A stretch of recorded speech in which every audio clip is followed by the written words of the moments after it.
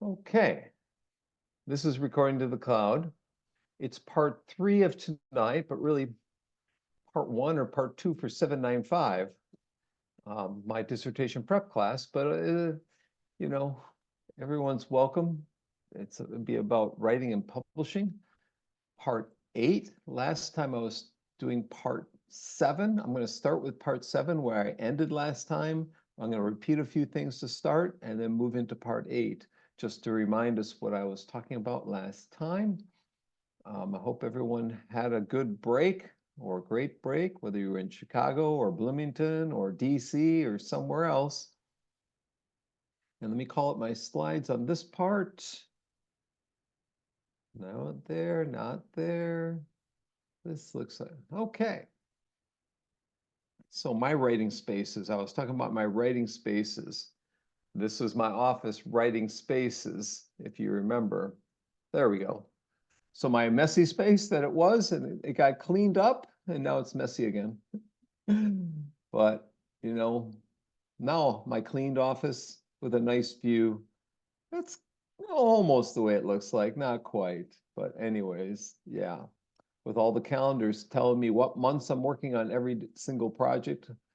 My man cave, looking a walkout basement into the woods, lets me reflect and meditate. Now on that couch are books, lots of books, and on the pool table, lots of papers, lots more books, lots more books, but I can meditate from there and sit and relax. So what I ended with last time is this part here. You know, as I said last time, I don't work for 5 minutes or 30 minutes on a paper. I work for hours on a paper. I focus. I try to designate days in my planner for papers, or at least half days. I really think through the projects that I have and prioritize them as much as I can. I try to have a system for organizing and segmenting articles that I'm working on my desktop. I know which article I'm working on in what I call a work file by month, or a papers in process file by month, so that I know what is next in line. I constantly am reviewing what's next in line. I just finished a grant proposal last night, and I sent it to 2 or 3 friends to read, and it's due tonight. And I've gotten feedback from a couple of people. I'm going to use their feedback to revise right after this tonight. So I'm constantly thinking through what I'm working on, reprioritizing, talking to my friends about what I'm working on, and utilizing resources around me, like a thesaurus or a dictionary, to come up with new words. I typically don't use AI to help with my papers, at least not yet. I could maybe have them help with present tense or past tense and that kind of thing. As Quay said, as I said last hour, try and be more optimistic than pessimistic when you revise the papers. If you're more optimistic, you'll get more things published. I know from experience, optimism wins the day. You can get down, you can get frustrated, as Quay says, put the paper aside when you get feedback for 1-2 days, and then look at it again. The first day it's not a healthy thing. But after you let it sit for a while, and then think about it and the possibilities thereof. So, yeah, try to find your special writing place and writing space and writing time, and your rituals that you're going to go through when you write, and your tools, your instruments, your software tools, and so forth that you're going to use, and constantly, as you know, I recommend writing, whether it's an email to yourself or little slips of notes to yourself or to your friends. Constantly write ideas down, in your notebook and so forth, but at the same time, maintain some kind of a healthy regimen. I find that I work downstairs and I bring berries with me. I'm not bringing bad food. I bring all the berries down with me, and carrots and celery, and I try and stay healthy for most of the day, till at night I might reward myself with something. Okay. Part 8. Part 8. A good writer will sometimes search for hours just for the right word. And that, there's a little truth to that. Sometimes we search for the right words that we're going to say. But the good writer is constantly writing. We write more, we write even more, we write more than we need to say. We come back and add to that, And so writing is a constant activity. It's not something that only exists for a week or so.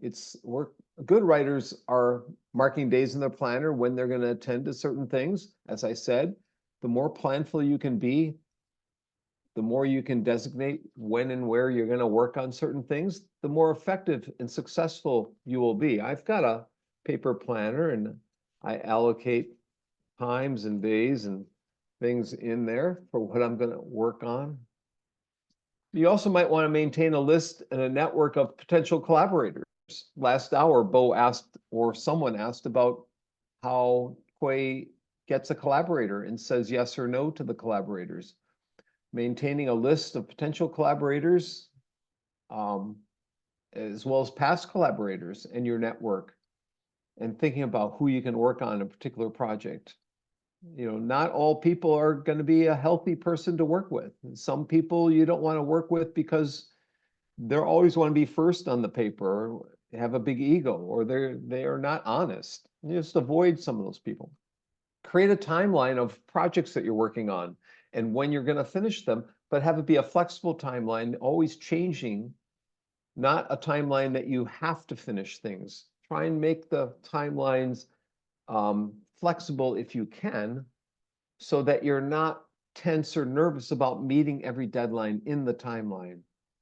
Think ahead about the publishing potential of every project you're on, every activity that you're on, every task you might do in a class, every book that you read could be a book review. So constantly think about the publishing possibilities that are in front of you or that are possible. Sometimes you got to be a butterfly and sometimes you got to be a bumblebee, going in and out of a conference room, listening for a bit, and then going to a different room. During a conference, there might be multiple sessions going on, so you listen to part of it, going to the hallway and talking to others about the sessions, reflecting on what you learned, reflecting on what's coming up tomorrow or the next day.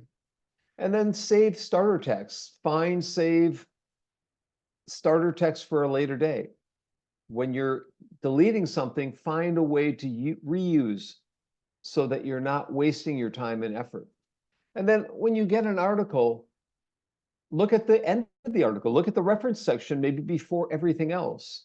Scan the reference section, look at other articles to see what journals Dr. Quay is publishing in, what journals has he been successful in, and who else is publishing in that journal, and what else is being published in that journal. Oftentimes, I don't read the full article. I look at the reference section, I look at the implications and future directions. I might not read the whole literature review. And then avoid high-quality journal fixations. I had a colleague I went to grad school with, and she would only publish in the top journals. She was hired at Indiana like I was in the same department. She'd only publish in the highest journals. And she didn't get published because she was so picky about the journals she's publishing in. So sometimes you have to lower your expectations. Sometimes you have to raise your expectations. Not everything will be a social science citation index journal.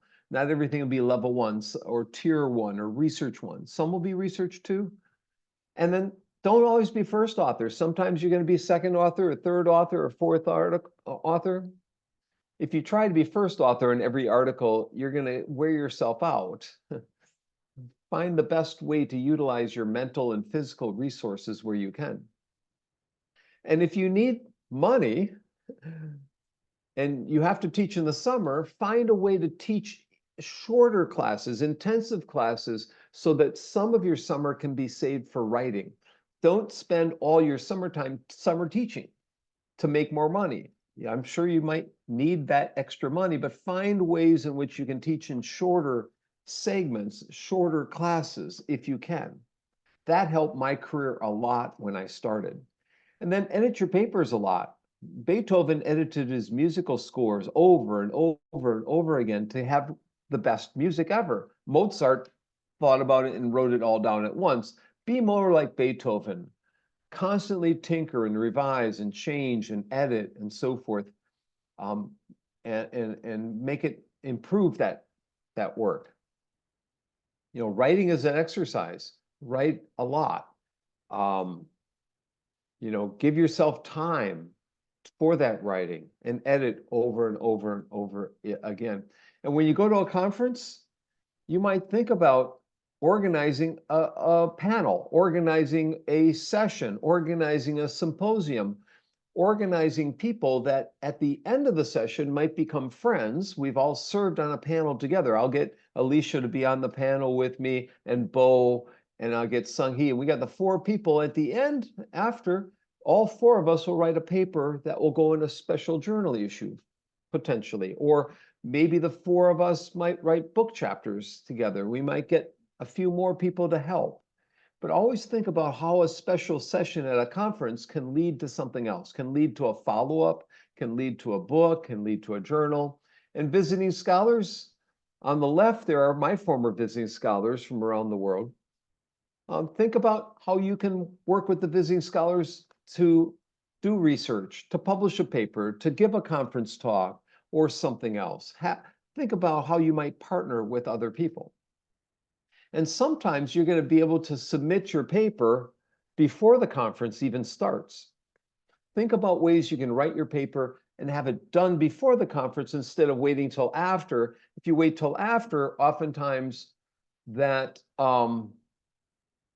you'll want to move on to the next conference instead of finishing the current study or the current project.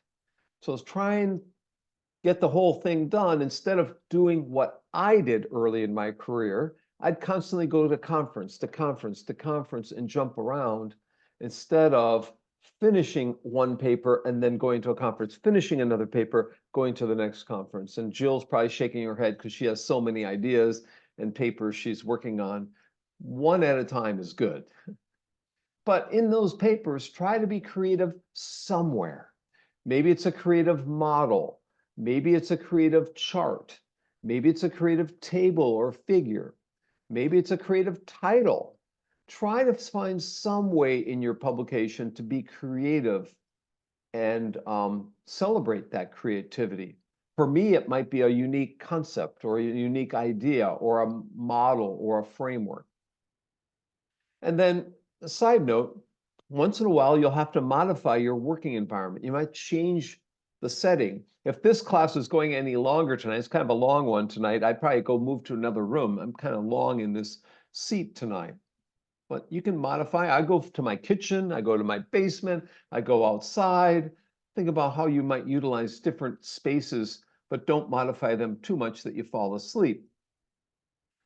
Dr. Quay and I both mentioned number 16, and that is persistence wins the day. Persistence or grit, determination. Normally, the first time you get a paper feedback from the reviewers, you might read it and give up. Over time, you'll learn that resubmitting, responding to the reviewer comments and resubmitting, you'll have more likelihood of success by paying attention to those comments and resubmitting those papers. One of my advisors said he gave up early in his career, but once he stopped giving up, everything's been published because he learned about persistence issue. Be polite. I kind of mentioned this tonight indirectly, but if you're polite and thankful to the reviewers, to the editors, to any readers, to any helpers that you have, you'll be more successful. Just learn, look at a thesaurus and learn the words polite in derivations of polite. Gracias in Spanish, you know, mercy in French, thank you in English. Learn different ways of saying thank you and being polite. That will undoubtedly have an impact on your success. And then recap the reviewer points. What did the reviewers say? Here's point 1, point 2, point 3, and here's how I responded to point 1, point 2, point 3, point 4. And this is how we changed the paper. So be very organized in compiling the reviewer points. Maybe start with the reviewer points that are easy, and then moving to the more difficult ones, and then addressing them. When you're published, share your article in academia.edu or Twitter or X, Facebook, LinkedIn, email. Share with others. Hey, I just got this published. Here's the article, and then celebrate with your friends, celebrate. Now, that's my nephew pointing there, my nephew Ben, and my brother is in white on the left there. My brother Tom, his son Ben got married, and he's pointing to my book. My book was in the wedding, and the wedding, what do you call it, reception room in the restaurant, but only the end of the book. They cut the covers off and put the covers of different books on the wall. My World is Open book was holding the wall up. Anyways, you never know what you're going to see during a celebration. And so that's why they're doing the World is Open sign for me there. Don't celebrate too much. Celebrate a bit. Some bonus ones. Be careful of committing to OPPs, other people's projects, as I said. Other people may be well-intentioned when they ask you to help, but you don't have to do every project you're asked to do. You might have other things consuming your time, or your kids might be consuming your time, and you can't say yes to everything. So you can say, yes, I'll help you in a little way. Maybe I'll read the first page and give you feedback, but nothing more. A big thing that's happened to me is my team and I are responding to special journal issues. We're finding special issues on ChatGPT to send our ChatGPT research to. And if the proposal you send to the special issue editors is accepted, you have a good chance of being accepted for publication. It can get faster publications. It'll still be peer reviewed in a good journal, but it'll be speeded up to some degree. I really recommend special issues if you can, if you have data that is in line with the special issue. Sometimes I save research articles in a file called articles to read. And when I am on a plane, I might read some of those articles, or I'm on a train, or I'm on break. So save some of the research for later. Or when I'm getting ready for my 6, 7, 8 class, my Monday night class, I go back through all those articles. What could I include? What's new that I've saved? Like a squirrel eating nuts, getting ready for hibernation, or a bear getting ready for hibernation. Treat graduate students as colleagues. If you treat everybody as a colleague, as a friend first, I don't treat people, my students, as students. I treat them as friends first, colleagues second, and students third. That's just the way I try to make it. So I'd rather have a friend. Actually, I'd rather have a friend than a student. I just would. I'm here to make friends. I'm not here to teach students. I don't teach anymore. I hold events like tonight. I bring people in. I hold events and I try and create a collegial atmosphere if I can. And find a mentor to ask, or senior people to ask for advice. So last one was treat graduate students as friends and colleagues. These are the bonus ones. Look for special issues to publish in. Avoid other people's projects. Then we had all sorts of other things about being polite to reviewers, persistence wins the day, be creative in every article somewhere, try to submit the article before the conference instead of after the conference, organize symposium, which could lead to books and special issues of journals. These are all things, Lydia, that we were covering earlier. So I'm going to move on to where we're at, just to bring you up a little bit. You missed a couple things here. So treat people as colleagues, treat people as friends first, then students. But then find some people that you can go to for advice, go to for help. or mentoring or storytelling that you can confide in, that you can ask questions of and get advice about. Number 6, form a writing group. Now, I've got number 6 in here, and this is probably the only item in the list I don't do. Okay? For me, forming a writing group would probably slow me down to some degree, but if my research team wanted to get together and hang out at Panera or at Starbucks to write, I would do it. But just to be with other people in a room to write doesn't fit my style all that well. I'd be okay with trying it sometime, but I think I've been more successful in finding my alone space time. That's why when Lena and Jill asked if I go running, I go running alone. I typically don't run with other people. I need that alone space to think and reflect and be myself and get away from people. The same with my writing, typically. Write for the general public once in a while, like The Conversation, like the Chronicle of Higher Education, like the Evolution, or like the New York Times, even an op-ed piece. Find a way to write an article in Inside Higher Ed. I had an article I wrote about writing tips I had, and Inside Higher Ed contacted me and wanted to republish it. It was in my blog post. Said, can we republish that? That's really a good list about publishing tips and so forth. And I said, sure. So I was, in effect, had to, think about the generalized outside other. Number 8, keep a notebook of what you're thinking. As I said, in my pocket, I have a planner. I have all sorts of notes, slips of paper. I have, calendar in my notes in my pocket, Dalai Lama quotes and other things. So, keep a notebook, and Sung-hee has given me a notebook from Korea. I can write ideas down in that notebook. And then engage in free writing, just what if, and don't, turn your monitor off.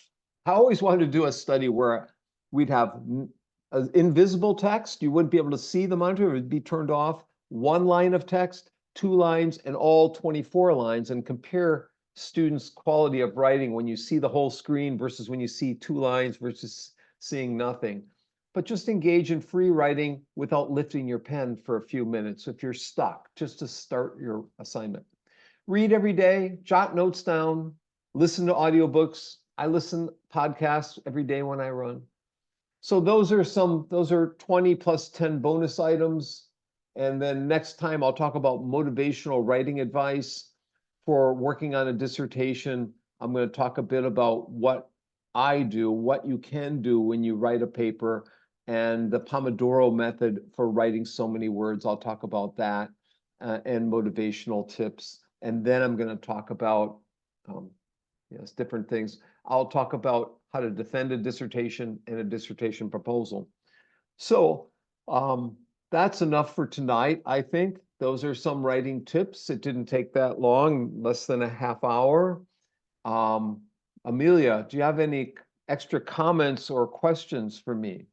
I just wanted to say I like to write by myself, but a novelist posted on Facebook, do you want to write on camera? So you just start the Zoom camera and you state your intention, and then I'll check in with you at the end of my writing session. And then we start another Zoom session and it just runs out 45 minutes. And I found that's the best way for me to keep a schedule, write with someone else, but actually write with myself. And this is someone who's not my friend, who I don't know. So we just kind of stick to the script. It's worked for me, and it's a new kind of style where you just Zoom someone and write at the same time every week. There is a website for this, a technique, and I'm blanking on the name right now. I'm on a grant proposal with someone from Hong Kong who's studied. It was a COVID phenomenon where you would turn your camera on as you're doing homework, and you'd see other cameras on something else, so you wouldn't be alone.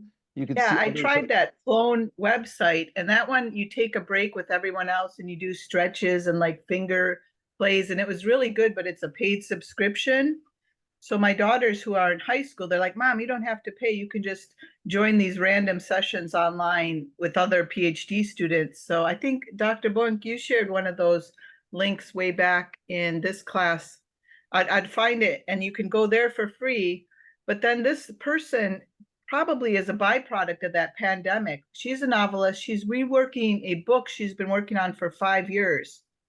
So I always feel like she's got it so much harder. She just reworks the story every single week, and she's got a year to finish her novel. So that makes my writing seem like real easy and quick. I just do something to move on. Yeah, I remember this website early on in the internet age. It was like called 63 Million Penguins. They had all these people write the book together. Everyone was writing a different sentence. And then it was published by a major publisher like Pearson or McGraw-Hill or something like that. Yeah, that was maybe not 63 million, maybe it was 63,000 or something like that. But anyways, so there is a website, maybe it's called Study with Me or something like that. But someone has told me that that is not as relevant today, post-COVID world, that even though we haven't heard from the Hong Kong government if they're going to give us the grant, but it's a $100,000 grant proposal to study this, in effect, this virtual study space and how people are learning with one another, yet not being with one another physically, but being virtually with one another. Thank you, Amelia. Any other people have comments or questions about my writing tips that I gave? Have you heard most of that from me before? Was I repeating myself from a previous week? Or is that new? I know the virtual scholars are in a Tuesday night class, so I know Monday nights you're free. So I'm not going to have any more Tuesday night sessions. So anyone else? Dr. Bonk, I'd like to ask a question. It's still relevant to the previous one, actually. Professor Xie mentioned about the integrate the theories into the practical things, and you also mentioned about that. But I wonder if you can give us more detailed suggestion about that. How and what? Thank you for that. I used to be the theory person, and basically, if you're writing an article, the first few pages are the theoretical underpinnings of whatever you're doing. If it's a three-pronged approach, you can have all three different theories. Each is a different section that backs up what you're going to be doing, and maybe it's revisited at the end of how you extended a particular theory. So the literature review becomes that theoretical underbelly of your paper. And that was my forte. That was my specialty in my first 10, 15 years. That's what I did. I no longer do that, typically. Someone in my team does the theoretical part because I'm become better at conclusions, future directions, implications, and limitations, and a little bit method. So I'm more into rounding out the article from a big picture standpoint. In fact, my free book, Tech Variety, I asked Elaine Coe to help with me specifically. I said, you're going to write, she did a dissertation. She had all the theory in her dissertation. So she wrote the theory. She's coming to AERA in a couple of weeks and could explain that. So she did the theory. I did all the applications. So early in my career, it was all about the theory. All my questions on dissertations of the theory. I've now moved being more applied, more, as I said, more macro level. Future directions. So that could change. Your partnerships could change in terms of who's in charge of theory, who's in charge of method, who's in charge of data analysis, and also it evolves. But yes, most journal articles are not going to publish without a theoretical basis of what you're doing. So I've got a paper now. I'm helping people in Thailand looking at it's called Edubuntu. It's a learning management system for the developing world. But there's no theory in the paper, and we're having difficulty publishing. It's all about the tools that are embedded in that system, in that platform. That's been remodeled. It was used a decade ago, and that's been remodeled, but we can't find a home for it because it's all about this technology tool and this tool and that visualization tool and all these nifty things. But we don't have any data, and we don't have any theory. So it's just describing the tool and what's possible. And there aren't many journals that will publish that, to be honest. So you'll find as you try and publish, that it's extremely important to have a theoretical perspective that you're contributing to, or that you're basing it on. Anyone else have a comment or a question? I have a comment for you. Uh-huh. Do you hear me? Yeah, sure. Yeah. So I should say thank you, Dr. Bonk, because you continuously sharing your insightful and valuable suggestions in our academic writing. So I think that I got a lot of insights from you. Thank you. I was thinking about my visiting scholars today, because I'm going to teach a course next fall on Saturdays. It's going to be online. You can all attend. So it's on critical creative thinking, cooperative learning, motivation, and tech integration, and AI now in education. So yeah, I hope that you can join me. It'll be Saturday night in China, but it'll be, yeah. I'm not sure. Can I attend your course at same time with my wine? Yes. That's a Of good course. time. It's a good time, yeah. Sung-hee, she'll still be here. Sung-hee will be able to attend physically with me, but I think it'll be an online class anyway. So I might have some face-to-face events. Any other comments or questions? You know, I was asked in 2016 to present to graduate students at the University of Houston my writing tips. It was a one page. I can send you all the one page. And then I created page 2. And I think page 1 ended up in Inside Higher Ed. And then from that page, I created 10-part talk. So this 10-part, that was part 9 or part 8. That was part 8 of this talk. So it's expanded. I could probably write a book on writing tips, but I've been reading many articles on writing and publishing. If you would like access to all those articles, you just have to go to my R795 Dropbox link, which I can send you if you want to get that. So I've read dozens of articles on writing from Inside Higher Ed, the Chronicle of Higher Ed, and other places that have great writing tips. All I'm doing is not all, but much of what I'm doing is summarizing other people's tips and putting into a format for all of you and adding my own stories to this. So I've been collecting for a decade, almost a decade, maybe 8 years, 9 years, articles on writing, and especially dissertation writing, but any kind of writing, publishing and whatnot, and perseverance. And that's been helpful for me personally, because I think about all my articles that I'm trying to publish and what are the tips in there. So I'm learning from those. And yeah, as I said, they're available, and I can write all your names down here and send you the link to the Dropbox. So we've got Alicia, Lydia, Vanessa, although we haven't seen Vanessa tonight. Lydia, did I say Lydia? And Sung-hee. And we'll probably have to send it to Jill too, and Lena. Okay, so I will try and send you that as a link. And then that will have the link to the whole class. And I'll send you the second link just to the writing tip articles. And that might be helpful. And then this presentation, the PowerPoint for this presentation is in there too. So any other final comments? Anyone have a comment or a question? If not, can we get everyone to wave? I'll snap a picture. Thank you. Thank you. Thank you. You guys have a good night. Let me end the recording here. Week 10, part 3, actually part 1, R795, R6, whatever, spring of 2024. Thank you for attending.